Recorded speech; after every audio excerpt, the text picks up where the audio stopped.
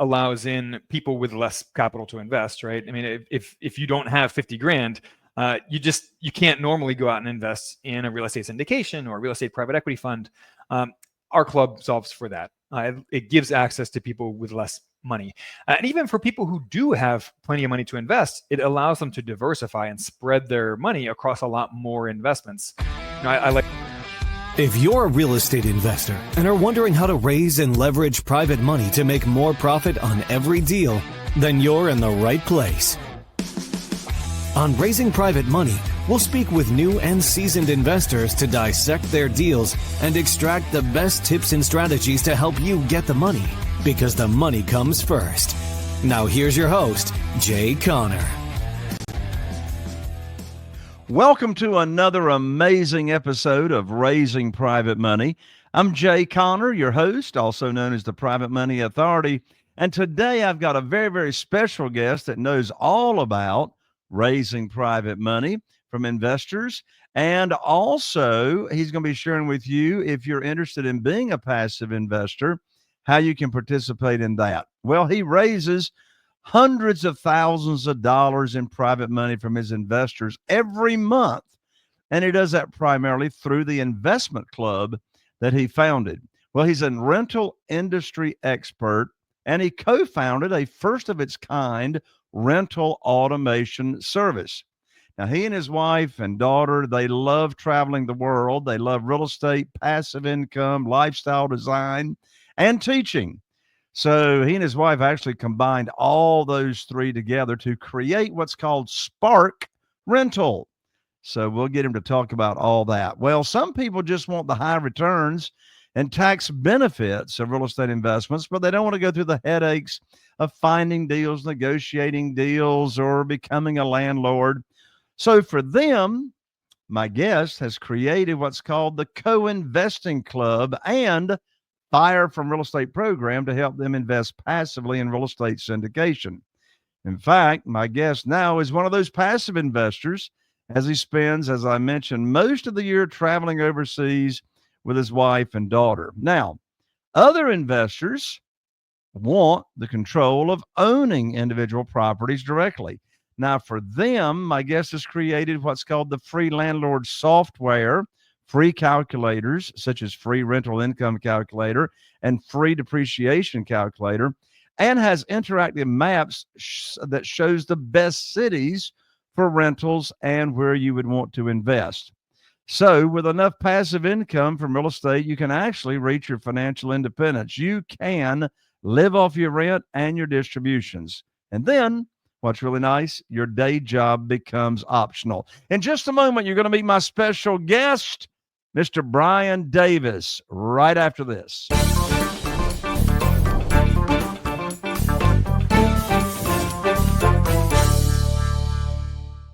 Well, hey there, Brian. Welcome to the show. Jay, thank you so much for having me. I'm glad to be here. I'm excited to have you. I'm so excited to have you because, first of all, you walk the walk and you talk the talk. You're doing this business, and you've created some pretty cool avenues to where people can learn how to be direct investors themselves or to be passive investors and that type of thing. So give us in short the background story as to what got you into real estate and what got you to where you are from where you came from. Oh man, the the super short version is that out of college, I had no idea what I wanted to do. Like so many young people, I fell into a job working for a subprime mortgage company. This is back in the early aughts when that was all the rage, as you remember. And I was working for the owners of the company, and they didn't need another loan officer or processor or anything like that. They actually needed someone to help them with their hard money loans that they did totally on the side of their subprime mortgage lending business. So I ended up working with them as a loan originator for hard money loans. I'm working with real estate investors, flippers, burr investors, all throughout the aughts when it was all one big party in real estate and watching all these guys make money hand over fist. And of course, I come to the conclusion that I can do this too. I mean, everybody's just making all this money in real estate. I need to jump in and make all this money in real estate too. So, I plowed into real estate, invested all of my money, lost all of my money in the crash of 2008. But I learned a ton about real estate investing. I went on to work for e-commerce companies and SaaS companies that serviced real estate investors. I sold off all my rental properties by this point. After moving abroad, I sold off all my properties. I still wanted to invest in real estate, however. So I got into passive real estate investing, and that is what I do every single month today. But I don't do it alone. I do it as part of an investment club of hundreds of other investors. We get together and we vet investments, and we go in on them together to make it more accessible for all of us. So it's been my observation over the years. I've been full-time investing in single-family houses since 2003 here in Eastern North Carolina, and then started raising money when the banks cut me off in 2009, which that was pretty funny. Our business actually tripled that first year because we were raising private money and no longer relying on the banks. But it's been my observation that all real estate investors have a story to where something happened that caused them to find a better and quicker way to fund their deals, i.e. private money. Did something happen in your business, or did you just automatically do it because you had the hard money background and experience? So I was living in Abu Dhabi at the time. My wife and I moved abroad in 2015. I still had, I guess at that point I had 15 rental properties back in the States. And I realized just how much those properties were reliant on my time and effort to perform. When I was living in the same city as those properties, it was not as obvious. I would spend my nights and weekends here and there supporting those properties, even though I had a property manager. Moved overseas, and it became glaringly obvious just how much of that I had been doing because I couldn't do it anymore. And those properties were just not performing. So I got rid of those properties, but we had founded Spark Rental at that time, my business partner, Denny, and myself. And we're teaching real estate investing. We're providing all these tools and resources for real estate investors. And I just felt really out of alignment in servicing real estate investors and teaching real estate investing while no longer being a real estate investor myself. So I started experimenting with different ways to invest from the other side of the world. And I messed around with most of the different real estate crowdfunding platforms that were available to non-accredited investors. I started investing in real estate syndications, and I quickly got to the point where I ran out of my own personal money to invest in those. I mean, with syndications, the minimum investment is typically 50 grand, sometimes 100 grand. So you run out of your own money pretty quickly in that case. And it was around that time that, we kept having our audience members and our course students and our customers saying like, hey, I want to invest in real estate. I'm not ready to go out and buy a property by myself yet. Can I just invest with you guys on some of the projects that you're investing in? And again, I was feeling kind of out of alignment about that. So I turned to my partner and said, well, what if we went in on some projects with our audience members and our course students and, do some joint venture deals with them? They can learn the ropes. We can all invest with smaller amounts of money. And she said, well, sure, let's try it. So we did a couple of JV deals with a boots on the ground partner. And those were fine. They went okay. The returns were good. It was way too much work, these active deals that we were doing. And we weren't making any money on them. It was just a way to kind of service our course students. So I said, all right, well, what if we tried doing this with syndications? What if we go in on some syndications together with our course students and with our audience members? And we did a pilot deal, and it was really popular. People liked it. People were able to invest with much smaller amounts of money than the typical 50 or 100 grand. I was able to invest personally with a lot less money than that typical 50 or 100 grand.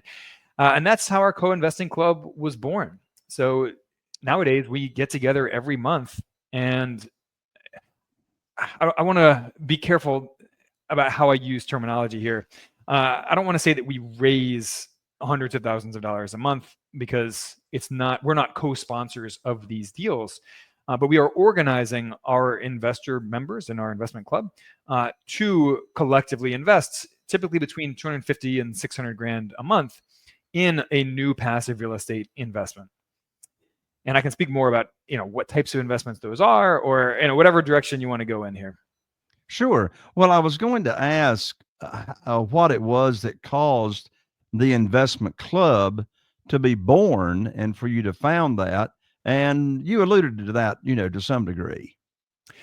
Yeah. So initially we only opened this up to people who had taken our courses. We were selling online courses at the time. And then my partner and I were wondering, well, can we open this up to the general public? Does it have to just be our course students? So we sat down with an attorney and we talked about the legalities of that. And we set it up as a flat fee membership business model, basically. So we don't get a cut of any of the money that's invested by our club every month, by our members. Quite the opposite. We're actually putting our own personal money in these deals. It's just one more member of our investment club. But we charge a flat membership fee, a monthly membership fee for being a part of this investment club. And that's the business model that we use. That's how we stay on the right side of the law. We're not selling securities. So in other words, what you're doing is you are offering and selling a membership. Yes. Yeah, it's a flat fee membership business. And collectively, as a club, we vet a new passive real estate investment every month. Sometimes it's syndications. Sometimes it's a private JV partnership on a real estate deal. Sometimes it's a private debt fund or a private equity real estate fund. It could be a private note. So we're agnostic on the type of investment as long as it is a hands-off real estate investment. And we do want to earn what we would call asymmetric returns. We want to earn potentially high returns with potentially low to medium risk. Because otherwise, what's the point of people paying a monthly membership fee if they're just going to get average returns, right? So that's the mission really of our club, is to find asymmetric returns and make them available to middle-class investors, not just the ultra wealthy. So let's dive in on asymmetric returns. I've been in this business a long time and I never heard that phrase, asymmetric returns. So dive in on that. What is it? And how do you find investments that offer asymmetric returns after you define it? Yeah, so asymmetric returns are those that offer high risk with low, high returns with low to medium risk. So those investments are out there. The average investor thinks of just a linear relationship between risks and returns, right? They think pretty one-dimensionally about risk and returns, that high return investments must come with high risk and low return investments must come with low risk. And that's the invisible hand of the markets, if you will. That is a very one-dimensional way of thinking about investments. There are actually a lot of other dimensions to investments, such as liquidity, for example. Can you access your money quickly, or are the investments really difficult to buy and sell? They cost a lot of time, cost a lot of money to buy and sell. Time commitment. How long are you locked into an investment? That is another dimension to investments. Minimum investment amount. That's another dimension too. For example, you could find the best investment in the world that pays really high returns with really, really low risk. But if the minimum investment is $1 million and you don't have $1 million, you can't access it, right? There's all these other dimensions to investments. Accreditation requirements. Do you have to be an accredited investor to participate in an investment? A lot of the best investments out there are only available to accredited investors. Personal values, another example. So if you look at the historical volatility versus returns on, say, oil drilling investments, they come with pretty high average annual returns with relatively low risk. But a lot of people's personal values don't align with drilling for oil, right? So, again, there are all these many different dimensions to investments beyond risk and returns. So once you wrap your head around the fact that risk and returns are not just on this linear spectrum, that this is actually, a multi-dimensional, beast that you're looking at, then you can accept the fact that there can be asymmetric returns out there. There can be returns with high investments with high returns and low risk, but they're going to have these other things going on that, maybe other drawbacks, maybe a high minimum investment, maybe low liquidity or no liquidity. Maybe it's a long-term time commitment. And that is really the foundation of what we're looking at in this club, is trying to find those asymmetric returns while being clear-eyed about other drawbacks or other dimensions to these investments. So it sounds like your investment club that you co-founded answers that, or gives a solution to that problem of people having to have 50,000 or 100,000 available in liquidity, either from investment capital or retirement funds, to even get involved in those. But in your investment club, it sounds like you got the answer to that. So people can start in with smaller amounts in your investment club, right? That's right. So that solves a couple problems for investors. One, it allows in people with less capital to invest, right? I mean, if you don't have 50 grand, you can't normally go out and invest in a real estate syndication or a real estate private equity fund. Our club solves for that. It gives access to people with less money. And even for people who do have plenty of money to invest, it allows them to diversify and spread their money across a lot more investments.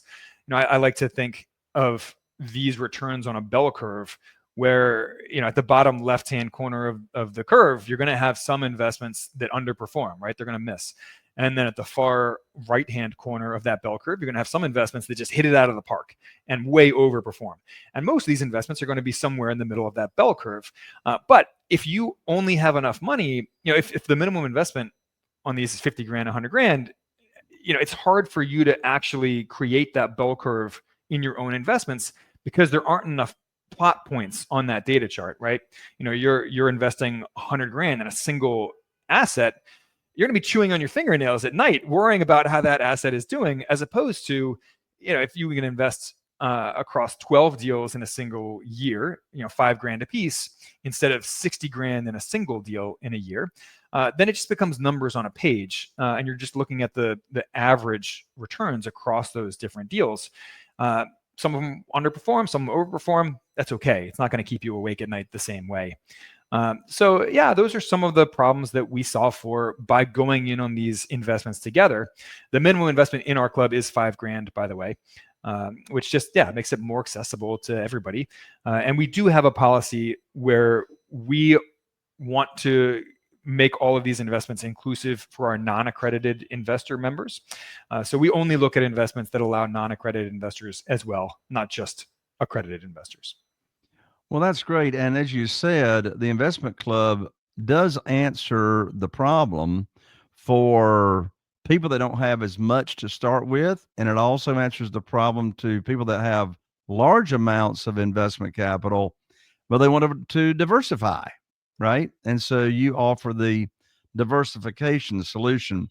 In case any of our audience members need to jump off before we finish the show, I want you to go ahead and give out, Brian, the best contact information to learn about your investment club and how people can become a member of your investment club.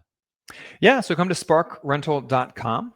We have a free course as well if you are interested in passive real estate investments and how those work.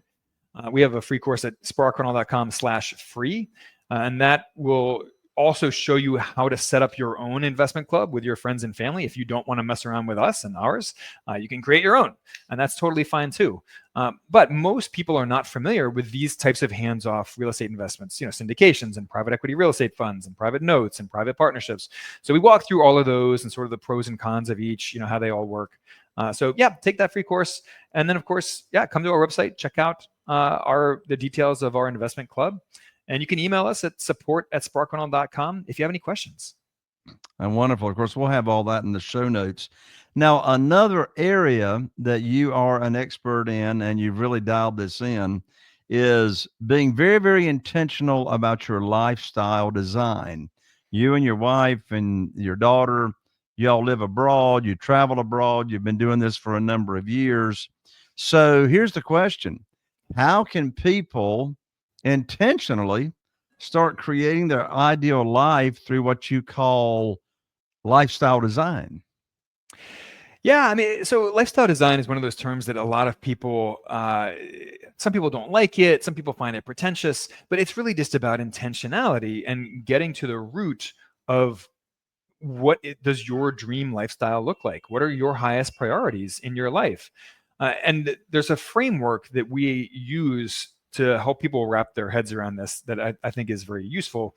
So we talk about what we call the 5 freedoms, and I'll walk through those really quickly. The first is simply freedom from financial stress. Because if you're laying awake at night worrying about money, then nothing else matters. I mean, you can't think about anything else. So the first thing you have to do is get out, escape financial stress. Get on a budget, get a higher savings rate, get an emergency fund, all the sort of fundamentals of personal finance. Then once you have that done as a foundation, you can get into some more exciting stuff. You can start creating time freedom where you control the hours that you work, both the number of hours that you work every week and when you work those hours. You can start creating location freedom where you can live and work and earn money anywhere in the world, or at least in the place of your choice, living in your ideal city or state or country. And then work freedom. People often don't think about this one, but being able to do your ideal work is ultimately the pinnacle here. It's not necessarily the 5th freedom of financial freedom, which everyone thinks of as sort of the pinnacle. But I mean, I've interviewed dozens of people who have reached financial independence and retired early, and they all went back to work because there's only so long that you can sit on a beach sipping Mai Tais, right? I mean, you just become a fat alcoholic at a certain point. So if you know from the get-go that work freedom and doing your ideal work is the ultimate goal, then you can actually skip that 5th level of financial freedom, or not skip it necessarily, but it becomes the cherry on top instead of the end all be all. So you want to start thinking about what is my ideal work? How much does it pay? How much income can it generate? If it can generate enough to meet my needs, my living expense needs, then great. What are you doing? What are you waiting for? Go quit your current job and go do your ideal work now. For most people, they find that their ideal work maybe doesn't pay quite as much as what they want to spend every year, and that's okay. So in that case, you just need to plug the gap. You just need to fill that shortfall between what your ideal work pays and what you want to spend every year. And you can do that with passive income from real estate investments, passive income from other investments like stocks or bonds, or your investments of choice. But that's a lot easier to do, just to cover that shortfall, than it is to cover all of your living expenses and reach true financial freedom. So that's a mindset shift that we really encourage people to go through. And sort of go through these mapping exercises of figuring out, what does my ideal life look like? What do my ideal working hours look like? What does my ideal location look like? What does my ideal work look like? How much does it all pay? How much am I short every month? And how do I plug that gap? And how does the audience get connected to that exercise or learn how to do that? Which URL would they find that at? Well, we're planning on launching a mastermind group specifically around this over the next month or two. It is not live yet, so I can't plug it yet. I can't give your audience a URL to go to sign up for that. But if you go to our website and if you sign up for our mailing list, we will send out notifications when that goes live. And we are going to be sitting down with those mastermind group members every single week and working on those exercises with those members every week. It'll be very intimate, very hands-on. It's very much about actual life changes as opposed to just the investments that we focus on in our co-investing club. So they can get on your mailing list at sparkrental.com? That's right. Okay, then they've been notified of this group that's coming up. Last question I got for you, Brian. So you live overseas, you travel the world. Do you do that solely just because you want to, or is there a direct connection to saving money? Oh, well, both. So So in fact, we're actually planning on moving back to the US later this year after 10 years abroad. And my wife and I were running the numbers, and it was a little intimidating. It's going to cost us an extra 60 grand a year to live in the US compared to what we've been doing overseas. And some of that is the cost of living differential, of course. Some of it is that my wife gets amazing benefits through her job. She's an international educator. So she is a school counselor. She works for embassy schools around the world. And they provide us with free housing, full health insurance, paid flights home every year. I mean, just incredible benefits. That if anyone works in education as a teacher or administrator or some other job in education, definitely look into international schools. It is it's one of those secrets, one of those life acceleration secrets out there. So yeah, we have been able to live a very comfortable lifestyle entirely on my wife's income. For the last decade living overseas, we've been able to save and invest all of my income, which has really accelerated our journey to building wealth and reaching financial independence. That's been huge. And in fact, we don't even have a car anymore. It was interesting when we first left the US, we had that American mindset of, every adult in the household needs to have a car. So we moved to Abu Dhabi, and we were like, well, could we actually get away with sharing a car? And then we tried it for a month. And yes, it was very easy for us to share a car. And then we moved from Abu Dhabi to Brazil. We moved to the capital city of Brasilia and to a very walkable area. And we were like, well, what if we didn't have a car at all? So we tried a month living with no car and just walking, biking, Ubering around if needed. And we've been carless ever since. And it's been wonderful. I walk to work every day. I walk to a co-working space where I have an office.